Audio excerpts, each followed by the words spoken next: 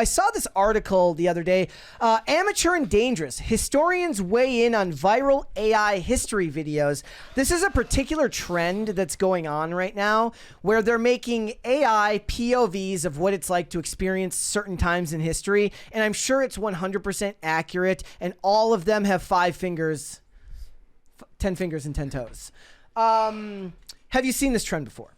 Yeah, I've seen them coming up for a few weeks now. I have yet to see one that was remotely accurate. Okay. My favorite was definitely the medieval ones though, because it's like they're like, you're on a street in London in 1000 AD and everything's muddy and everybody is wearing like brown and gray and it's rainy and the buildings are all dilapidated. And I'm sitting here and I'm like, bro, this was one of the most colorful periods in history. Everybody was wearing bright colors. Well, let's look at some of these. I laughed. I'm not gonna lie. They had cobblestones, man. They had cobblestones. So let's watch this one first. It says, POV, you wake up as a woman worker on the Titanic in 1912. Oh, kill me. Is she in a pine box? It looked like it.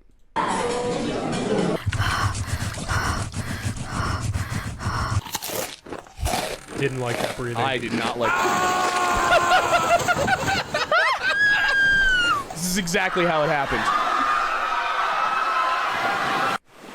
I don't know, that thing was buried. 6 toes. Oh, Tarantino's gonna love that. They got lucky. They got a whole boat to themselves. I guess everybody died by that point. Just watch the movie Titanic. Yes, exactly. I think my personal favorite of all the ones was waking up during the Salem witch trials in 1692. Oh, God. I don't like the sounds. If you take this, you'll feel better. What?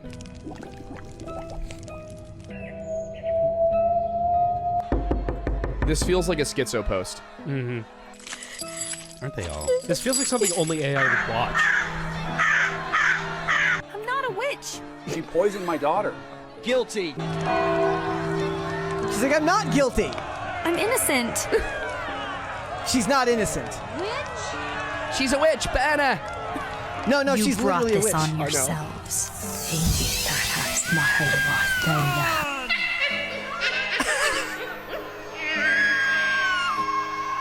So AI has no idea what witchcraft is. No, I was literally going to say, it was like, anybody who's struggling in Hollywood right now, worried about AI, you're fine. You're fine. Yeah. So I actually have a real question about this. Is there a possibility that this ends up hurting the next generation of people who aren't going to look at it critically enough and just look? This is already something that happens in movies where some people take for granted that they take license in films. Mm-hmm. But if you're making something that's labeled as historical content, there is the possibility that people aren't going to realize just how many inaccuracies exist in it. Brett, I see people every day who believe in chemtrails. I have zero faith. Okay. If any faith I had in humanity collapsed in the last 6 months because of Instagram. But no, to be honest, yeah, I fully believe that there's going to be a whole bunch of kids who are probably like 12, 13 right now watching these videos and being like, oh, so that's how it was. Got it.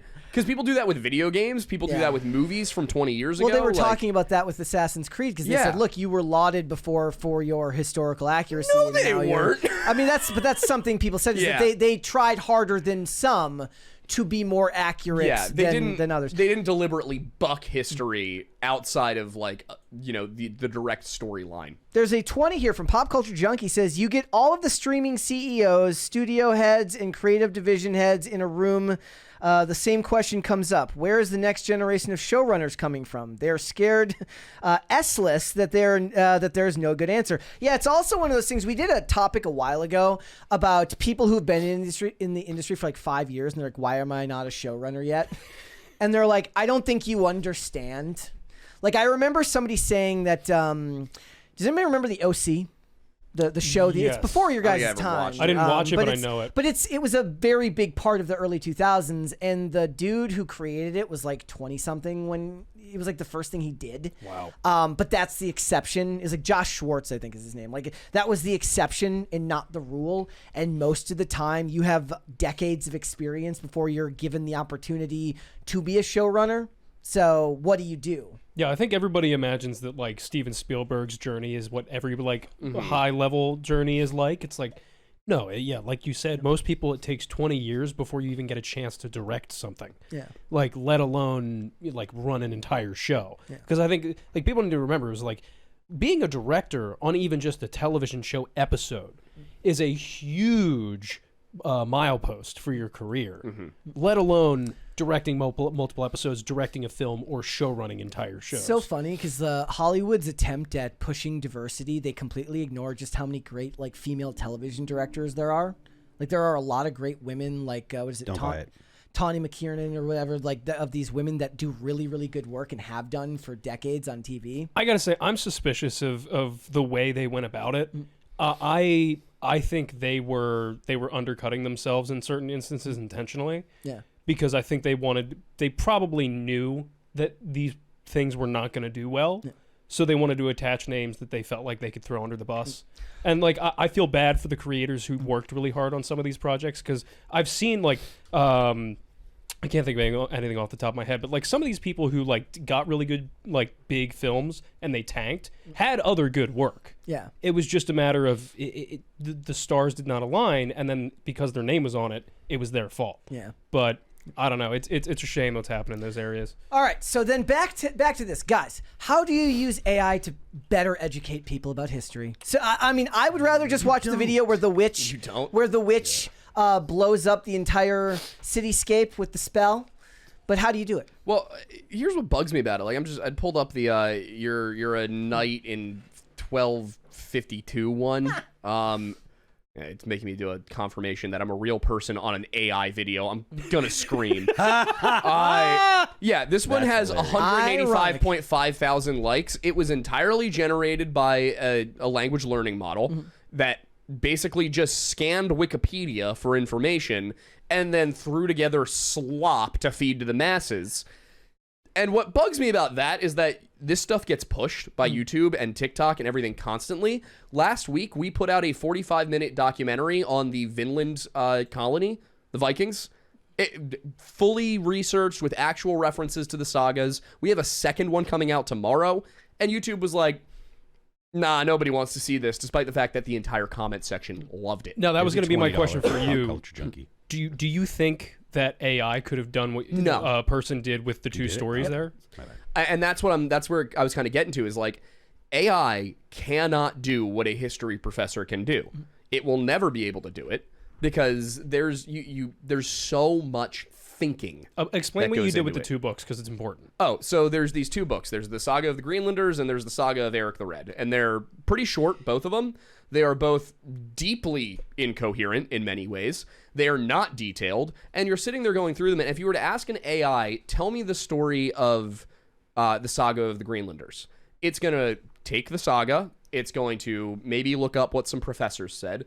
And it's going to give it to you. If you say do that with Eric the Red, it's going to do the same thing. It won't be able to then go to the two of them and actually compare and contrast things between the two of them. Might be able to go and grab my video, might be able to go and grab a scholarly article on it. But at the end of the day, all it's doing is grabbing other people's work and rephrasing it. And it's never going to have the detail. It's never going to have the clarity. And to be honest, there's with such vague esoteric topics, things like, this is an 800-year-old story written in Iceland 200 years after the event.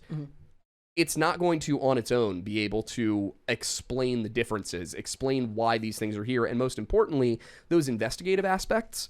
Like, okay, well, because one thing I had to figure out was one of these a revision of the other?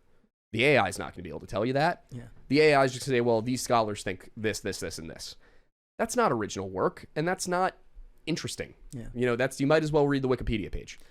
Do you think part of it is also that it cuts down for the people who use AI as a search engine? It cuts down on the amount of actual pages they have to look at. Yeah, basically. I mean, that's the thing is I could very easily ask Grok to write me a script about the Vinland colony that's going to be 45 minutes long. It's not going to be accurate. Yeah. it's going to be wrong constantly. And it's if you're a content creator, you're attaching your name to work that's not yours. That you can, not just that it's not yours, but that you can't honestly put your name behind because you don't know if it actually stands up to what you would have written. No, that's the thing. It's like, But I think so much of content creation now has nothing to do with caring about the work and everything to do with feeding the algorithm, especially short form content and stuff that's created online. We were going to cover, if we want to talk about good use of these things, has anybody been following the LeBron James songs that have been getting made? No? No. So the Glaze LeBron, the Glaze LeBron James trend is my favorite thing going on right now, where they take famous songs and they rewrite them as songs talking about how awesome LeBron James is. I love it already. But that's the point of like actual creativity, where people are taking songs and then writing lyrics, and maybe they use some AI to help with the visuals for it. But for the most part, people are writing these songs, and it's kind of an investment in creativity to see stuff like that. But so much of what you see now is like you watch a video on YouTube Shorts, and it's just AI slop. It's nothing. It's somebody maybe reading a real Reddit story while Minecraft videos play in the background. But most of it is just to feed the algorithm because people have found financial hacks to make channels that cover that stuff. I agree though, because like there's one channel I found called NeuralViz that does essentially the same thing, but it's like this Elseworlds like alternate history of Earth where like a monolith shows up and everybody turns into these weird alien looking things and nobody has remembrance of being humans, and so they all like it's this wild thing. He's got like a dozen or so videos with all these different like variations on there's like a cop show, there's like on the street interviews. Yeah, it's great. And like he writes the scripts, he does the voiceovers, he does like an AI voice changer, and then he like uses AI for the images and the motion.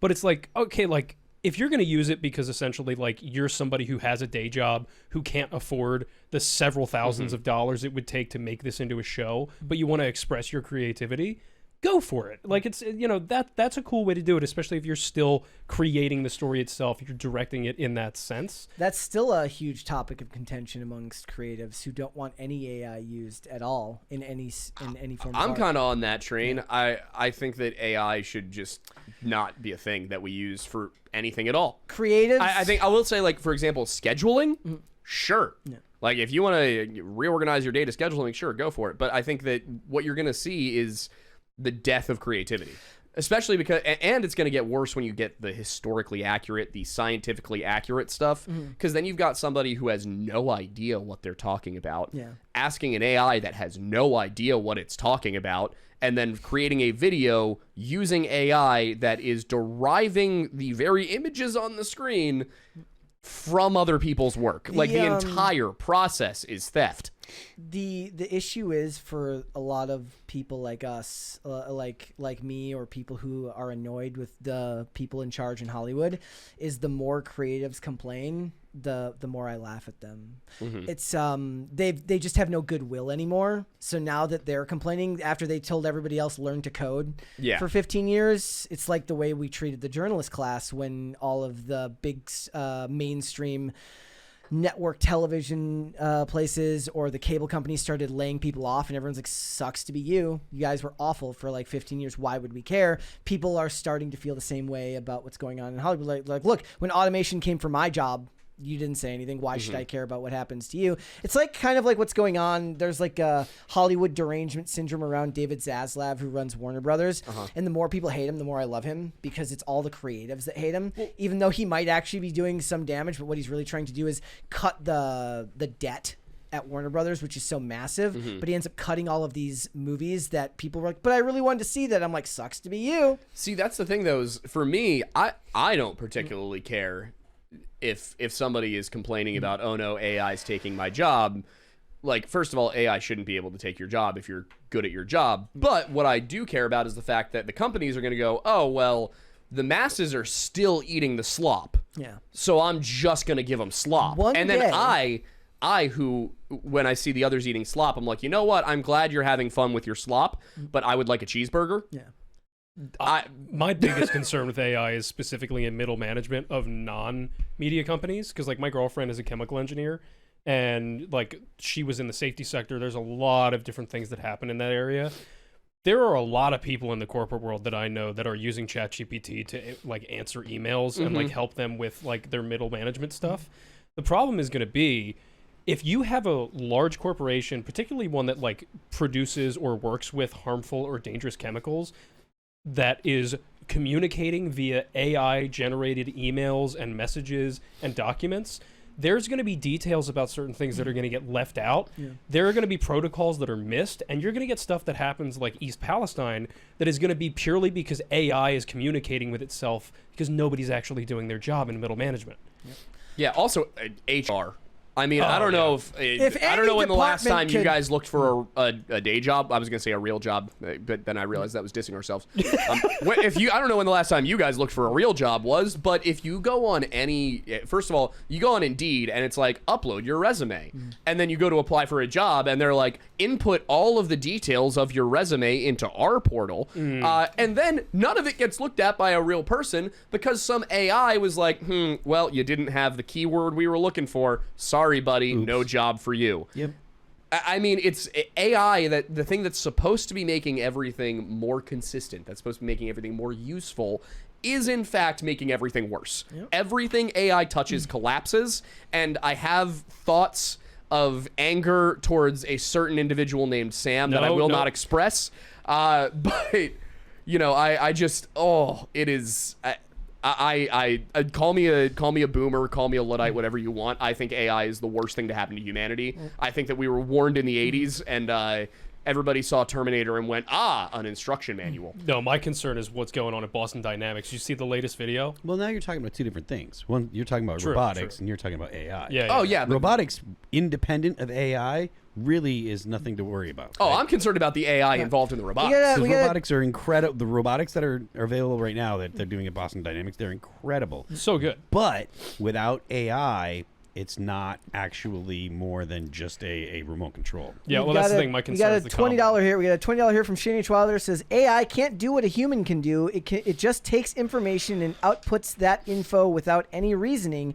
You can't put your name to AI because you didn't really create it. A bit of AI to help is fine, but not if it's all AI. Also, I would like to add on Crandall Logan's point that he sent for $2, which was that AI can't take his job because AI can't steal catalytic converters. That's true. That's true. I mean, it might help but an AI robot could. Thanks for watching. Listen to full episodes of Pop Culture Crisis on Spotify. Keep up with us on social media and make sure you subscribe and ring that bell so you never miss the show. Bye, guys.